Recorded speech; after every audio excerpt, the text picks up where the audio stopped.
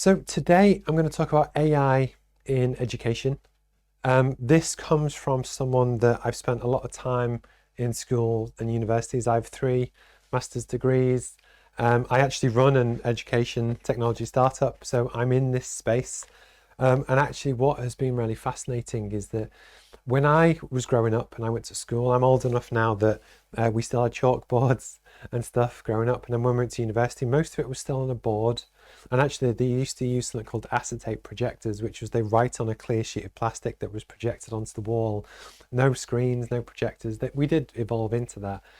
But it's just fascinating that I think I'm on the cusp of different generations where now, fast forward, to university students now, you do a lot of stuff online. You have packs and videos and that kind of thing. And also with COVID, the way that people were taught changed.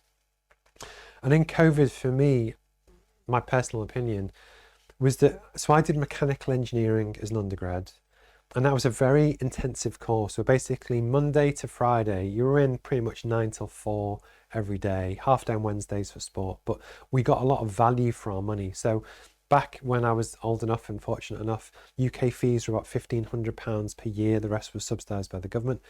It later went to £9,000 a year, which I'll be honest, I could not have afforded growing up. And that's part of the reason for the accessibility elements of the roadmap. But even at £9,000 a year, the idea was that you actually get relatively a lot for your money, where you get all of the buildings, the test equipment, the interaction with staff, you get all of this stuff.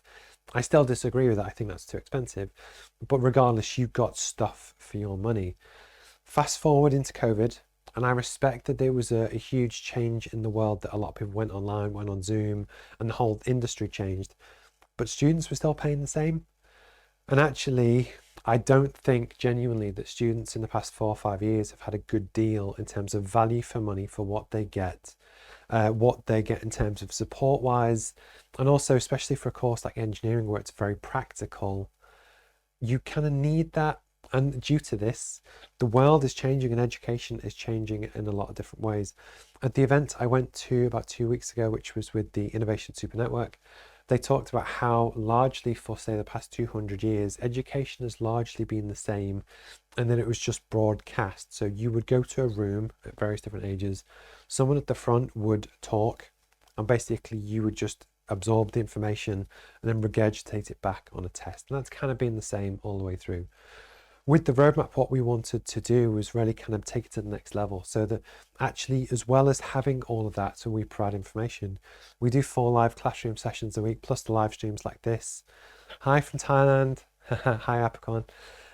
So that actually it's a two-way thing. So the whole point is that if you say, look, Steve, I love the topic on business strategy, but how do I understand this concept? How do I do this, etc., to really give you that feedback and support that you kind of really want and need? One of the big topics which has come through from AI, which is one of the big selling points, is actually people will be able to get, arguably with ChatGPT, you've kind of already got it, but it will just get better and better and better. You will have a personalized tutor where basically 24 hours a day, tailored to you, based on learning your habits, how you like to learn, what you're interested in, you will get perfection in terms of support in a way that could come via your smartphone or headset or whatever. That actually, it's my belief that there's a real chance that universities and schools won't actually exist in their current form in 10 to 15 years.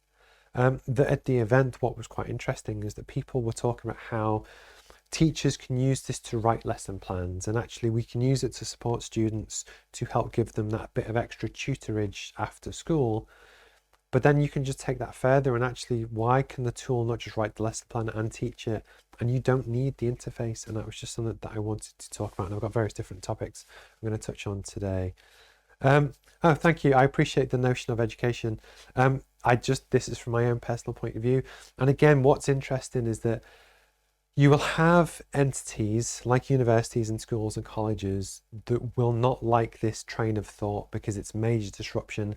That if you are, our local university is called Newcastle University, it's got 6,000 staff and overheads of about £600 million every year. It's a lot of overhead. It's also a huge sunken cost, where actually, as the whole world is pivoting based on new technology, people aren't going to want to let go of that, that actually there will be resistance to new things that kind of come out. Due to that, they'll probably actually be quite slow to react. For myself with the roadmap, we always wanted to actually create something where essentially you can ask questions and you get that support. And one of the things that I've kind of come to realize, that's part of the reason for doing this talk, is that AI could also revolutionize and disrupt what I'm trying to do, but hopefully in a good way. Because for me, this isn't about making money, it's actually about making business education accessible and helping support people around the world build better careers and businesses. And if there's a better way to do that, that's fair enough, but it's still something that I wanted to kind of touch. So in terms of what is AI?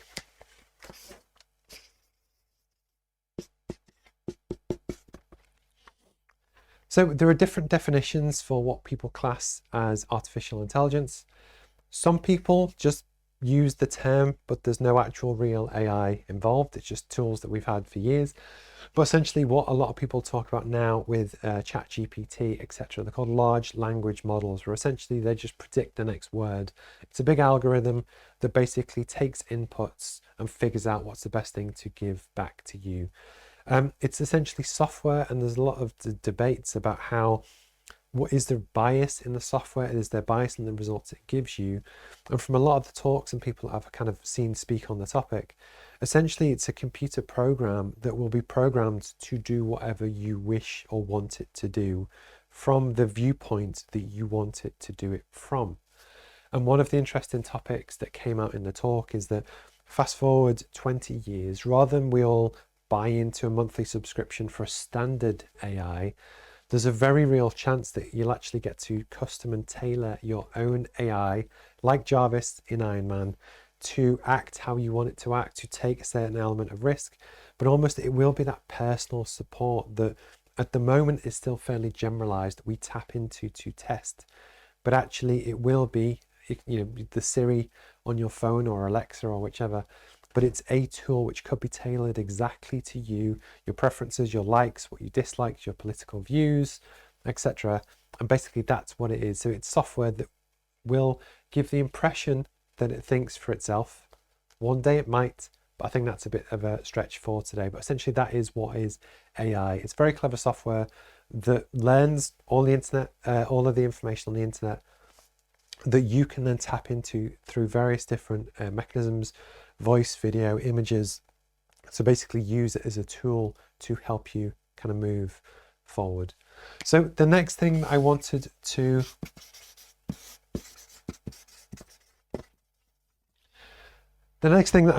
talk about is how this for me dawns the end of an era. It's a completely new topic that until now, I'll say until January because that's when ChatGPT kind of really launched, you were able as an entity to charge for information. So if you paid 50, 60,000 pounds to go to university, essentially what you were doing, and you were paying for access to knowledge, support, learning and information. If you do most business courses, some of them are mega expensive, but say £2,000, ours, that some of the paid tiers are £300. Essentially, you're paying for information that you get the book, you get the support, but actually for a long time, for hundreds, if not thousands of years, knowledge was always held behind a paywall. So this could be Skillshare, it could be anything you can imagine, but essentially the knowledge is there, and only not just the rich people, but unless you had the money to pay, you couldn't access that information. It's my belief that with AI, the era of charging for information has just gone. In 6 months now since it launched, you can put into ChatGPT or whichever is your AI of choice, how do I write a business plan? And it'll give you a result. If you want more detail, you ask it. If you want to reference sources, but the point is you can say, my business is a cupcake business. We are struggling to reach customers. How can I improve this? And it'll give you an answer. And then it might say, well, actually, have you considered paid ads, this, and this? And you might say, well, actually, we have done paid ads, but they didn't really work. Can you look at the code we used or the graphics we used to figure out, actually, could we do this better? But the point is, you have a tool which is pretty much free. I'm sure they'll start to charge at some point. but it will go out and source the best information around the world and give you that support in a way that a university can't do that. A university and education as a whole is built on a standard curriculum. It's a default program which they just give to people, which was designed in the industrial age to almost get people to conform, to get a base level of skills in art, religious education, maths, science, English, etc. But it was a standard set of education that you basically just had to gobble up. Now that's all kind of going to change, but actually for businesses, including my own, the era of AI is going to revolutionize the ability, or actually, I don't think you're going to be able to charge for information anymore unless it's mega super customized, because people will be able to get it better, faster, quicker elsewhere. And I just think it's a fundamental change that I wanted to kind of talk about, because this affects me, it affects my decision making and what we kind of do as well. I'm just reading, AI is extremely limited and it's incredibly dangerous. Okay. And sorry, I have to both present to the camera and then read the comments. But you are completely correct. AI has a huge number of flaws. A lot of the information it does is wrong. But it's that element of, if you rewind back to where we were 4 or 5 years ago, to also fast forward to where we might be in 10, 15 years, it's scary to think how good and how quick these things are improving. But you are completely correct that it does have a lot of issues. One of the other big ones I have is inequality.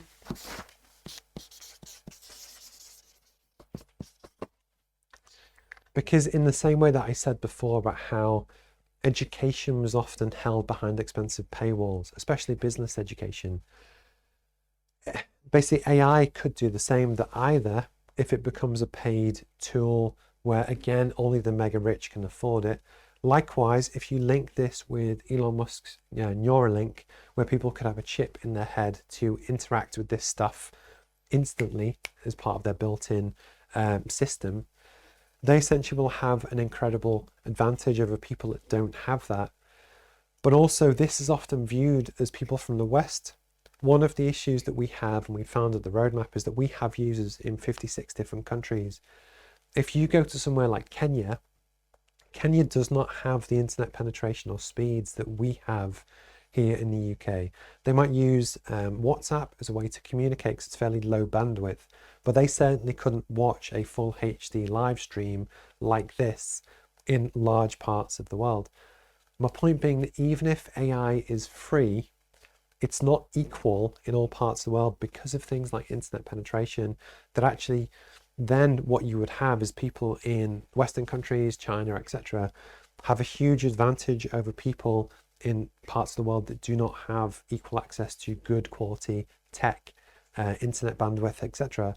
That I do worry that that could actually cause social unrest, because essentially it could exacerbate inequality between, either in the UK, rich kids who can afford the tutorage private schools, but also the extra AI support to help them grow, learn and develop, versus people from poorer backgrounds that just can't access that. So that's, expands that inequality.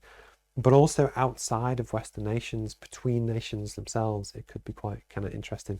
But I appreciate, Fergal, the kind of comment and stuff as well.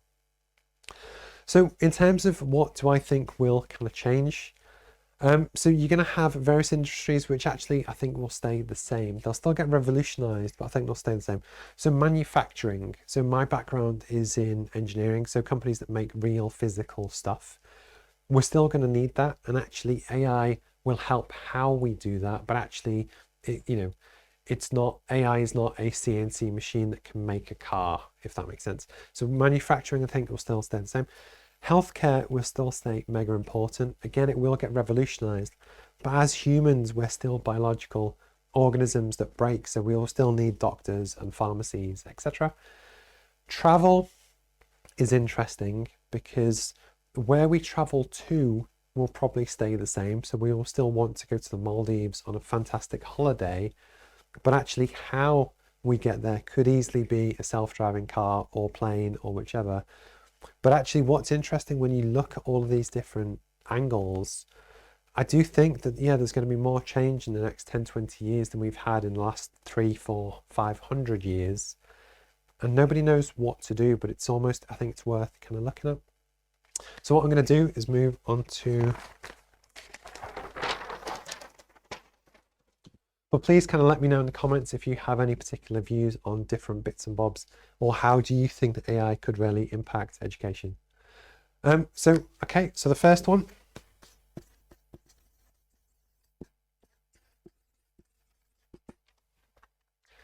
So if you look at personal support, and this could be anyone, anywhere in the world, any age, essentially you now have the ability to program and teach your AI your background, where you're from, what challenges you face, your age group, and actually what you're looking to do. So you could program to say, I'm a 40-year-old male, I have an engineering background, I run companies, and I operate in the edtech space. And therefore the answers and the interaction you get are framed within that. So that if they know I'm a mechanical engineer and I'm an experienced business person, they can give me more detailed information, which will help me grow and learn quicker. But you could also have a child that's a 5-year-old that wants to learn basic maths, but they're interested in Nerf guns and Pokemon and army. I don't know. I don't have kids, so I don't know. But the idea is the AI, the AI actually could help teach that 5-year-old in language that's perfect for them. It's accessible 24 hours a day. But even the arguments and the way it asks the questions can be tailored to that person's intelligence, but also their interests. So if they love Nerf guns, you could help teach geometry through how you shoot foam darts across a room to get the teacher. But the idea is good quality AI will be able to tailor concepts to help improve cognition and learning based on the individual.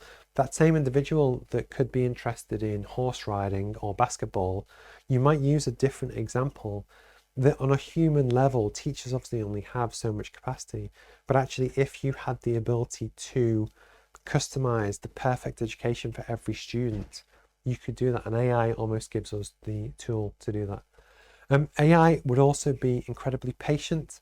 One of my biggest flaws is that I'm not the most patient person in the world. I certainly couldn't be a teacher. I respect people that do. It's just something that I couldn't do.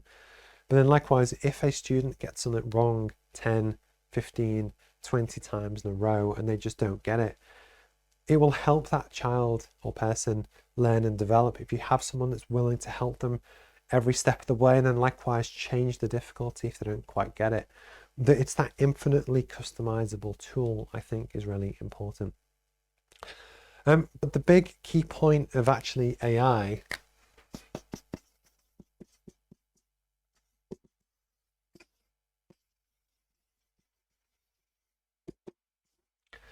is that from the event that I went to 2 weeks ago, everyone talked about how it can be used to facilitate education. So everything I've spoke about to help teachers write lesson plans, to help students learn themselves, etc. And what essentially, if you fast forward this through though, I just think it gets to the point where when you have schools or universities, I just don't think you're actually going to need them. And it's a big cultural issue, but I can see it happening that I think you would still have the same entity, and I still think there's massive need for social interaction, learning, group activities. But in terms of its traditional function just on pure education, I actually think that you don't need this anymore because of how good it's going to get. And it was just a debate and a topic that I wanted to kind of talk about. At 9:06, I'm probably going to call it kind of quits there. But I'd love to know for you, what do you think about AI? Do you think it's going to exacerbate inequality in the world? Do you think it will help more rich people? It will help people that have good internet connections? Or do you think it will not go that far and it will just be used as a tool to help facilitate learning, as like an extra clever internet thing that we use? Or do you think, like me, that these universities that have hundreds of millions of pounds worth of buildings and everything else, will we always need that in the way it's currently used? And if not, how not? And how would you change it? Like soccer education being the same in the world over provides a common language, AI should be complementary. I agree with you. It should be, and I hope it is. The reason why I wanted to do this as well is that, I've invested a lot of time and money into the live streams, the studio, the interaction, the whole business course, because actually I'm passionate about the topic.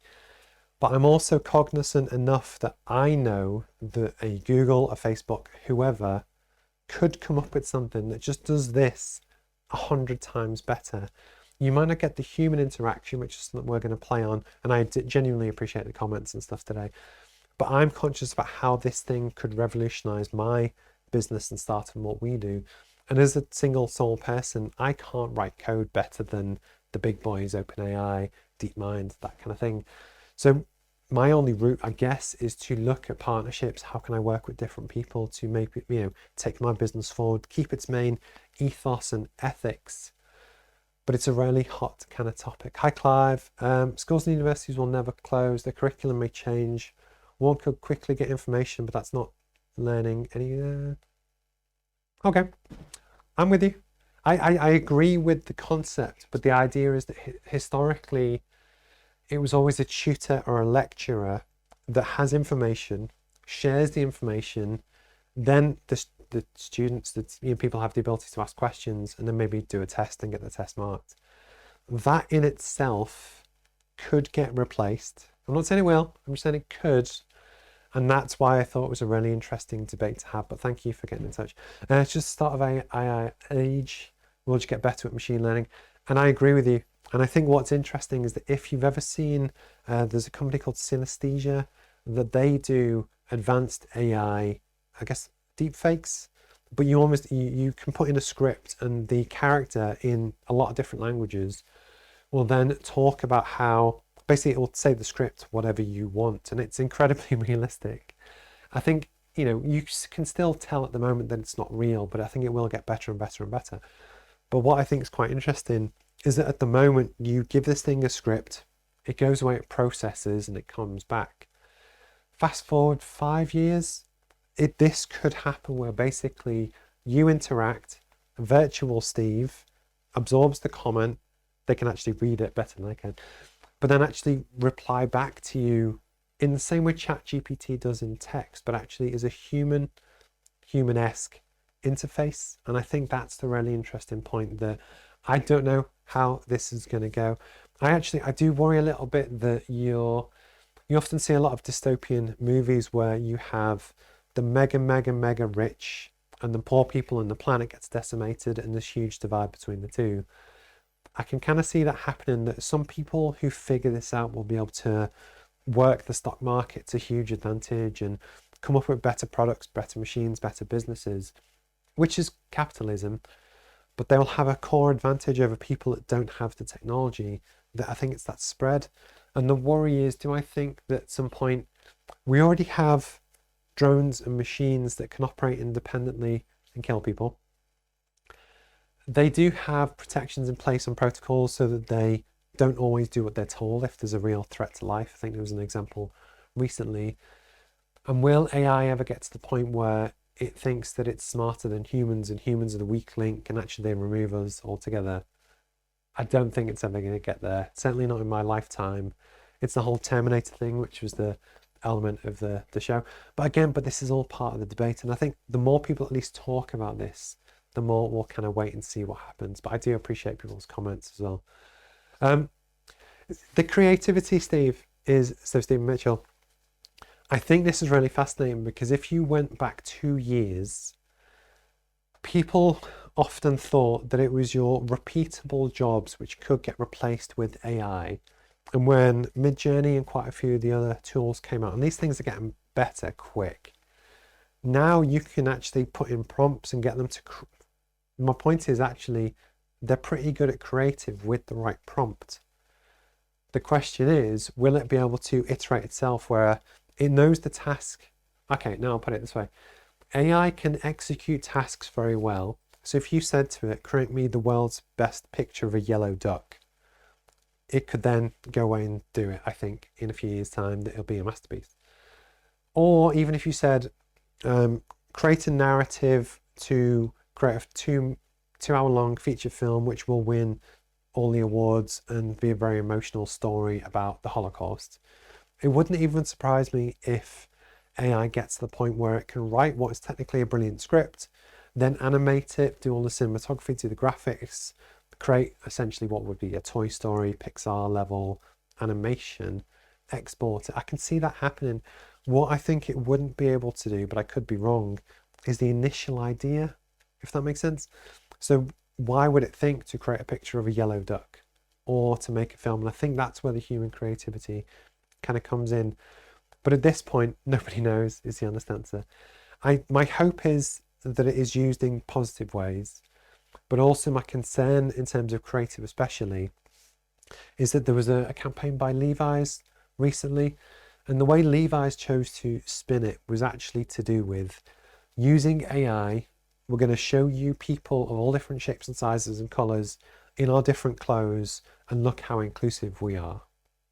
So they tried to use it as positive. But in the process, because I used to be a photographer, they've stopped to employ photographers, models, the set, the studio hire, the catering, the lighting, the clothes manufacturers, because the clothes aren't actually getting made, they're just computer generated. And the point is, I can see how businesses are going to actually have huge efficiencies, that what you used to do with 100 people, you might be able to do with 10 people, or if you're a creative studio, you might have needed 10 people in the past, but now it's only 2, because actually AI can do a lot of the rest. And the worry is what happens to society when the amount of jobs and things that we have just aren't needed anymore. Throw into the mix actually, you got Elon Musk's, what do they call it? It's the Tesla bot, which is a humanoid robot, which at the moment I don't believe is smart. But combine the two, manual labor jobs, stuff that people don't want to do, stuff that's too dangerous. We're going to have 10 billion people on the planet, and we're going to start to see more people out of work because they're replaced with a cheaper option, which is probably better, doesn't get tired, doesn't need holidays, etc. And that's almost what worries me about some of the dystopian future, that we're going to have political unrest where essentially there could be mass unemployment, which then goes on to the argument about actually, do we need universal income, which I don't think it's ever going to work, because people are going to fight against it. The people who are generating the money are going to refuse to pay for it. But even if we did have universal income and everyone had as much food as they needed to eat, it's a classic human trait that people want to find meaning in their lives and actually do stuff. And I think you would still get civil unrest because of that. Genuinely, I appreciate everyone's comments and stuff saying my voice is starting to go. I haven't done one in a while. Hi, Stephen. That's my problem with AI. What took 100 people now takes 10. Exactly who benefits from AI. I agree with you. As someone that runs businesses, essentially it's your job to find efficiencies. Even the example this morning is that I'm now using one microphone to run multiple different things, as where last time I did this I used 2.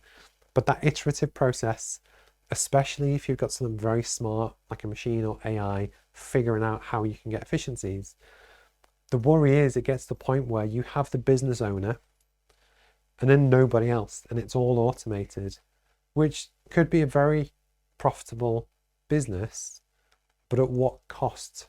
Because actually there's still a real value in human utility and community and, you know, local bakery shops and schools and that kind of thing, that I do worry about where this is all kind of going to go.